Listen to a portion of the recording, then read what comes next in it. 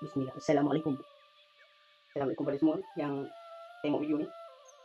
Hari ni macam biasa saya nak ceritakan kisah dongeng rakyat Malaysia. Sebelum tu saya nak buat sikit, saya terangkan sikit lah tentang saya punya channel ni. Channel saya ni channel baru.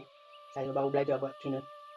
Sebenarnya konten yang saya buat ni lah untuk cerita rakyat Malaysia lah. Cerita dongeng yang bukan cerita yang direka lah. Kita ni ada fakta dia, ada dan ada cerita dia lah yang saya buat video ni.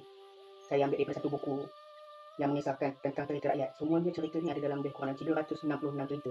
Tapi insyaAllah saya cuba buat pelan-pelan. Dan saya cuba ambil masa sikit lah untuk buatkan semua cerita tu. Dalam buku ni, dia menceritakan semua negara ada insyaAllah. Semua kisah ada dalam. Semua negara ada dalam kisah cerita ni, cerita dongeng ni. Ada satu video tu, tengok pada negeri mana lah. Saya baru lagi buat konten, buat cerita ni. Saya harap kalau ada kekurangan, kesilapan, saya minta maaf. Dan saya harap yang mana tak suka saya ataupun tak faham dengan apa yang saya buat, saya minta maaf. Yang mana boleh terima, terima kasih. Dan cuma saya minta bantu anda untuk saya subscribe saya, untuk saya naikkan semangat saya. Dan untuk bantu saya dalam buat YouTube ni lah. Tujuan saya buat YouTube ni ada dua sebab. Satunya sebab saya kena buang kerja, saya tak ada kerja. Dan salah satu ikhtiar dia saya buat YouTube untuk mencari pendapatan sampingan. Dengan itu yang saya berharapkan subscribe daripada tuan-puan untuk support saya. Dan keduanya, nak cari duit lebih. Dan kalau saya ada kerja sekalipun, saya mungkin kena cari duit lebih dengan zaman sekarang, dengan ekonomi sekarang.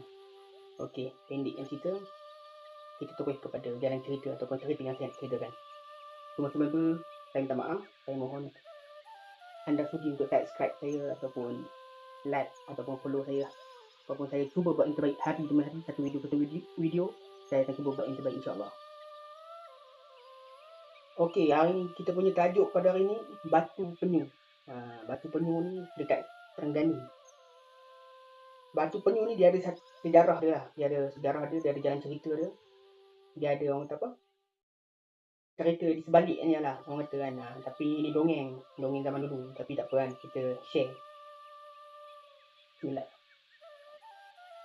Kononnya dahulu ada 2 ekor penyu bermain-main di taman laut Banjaran Sari dekat pantai Terengganu.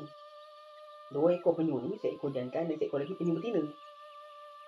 Tak tahulah penyu ni dia apa, pasangan ke ataupun adik abang ke, Allahualam.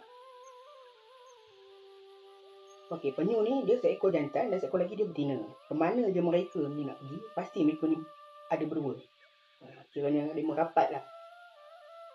Satu hari, mereka sampai di tepi pantai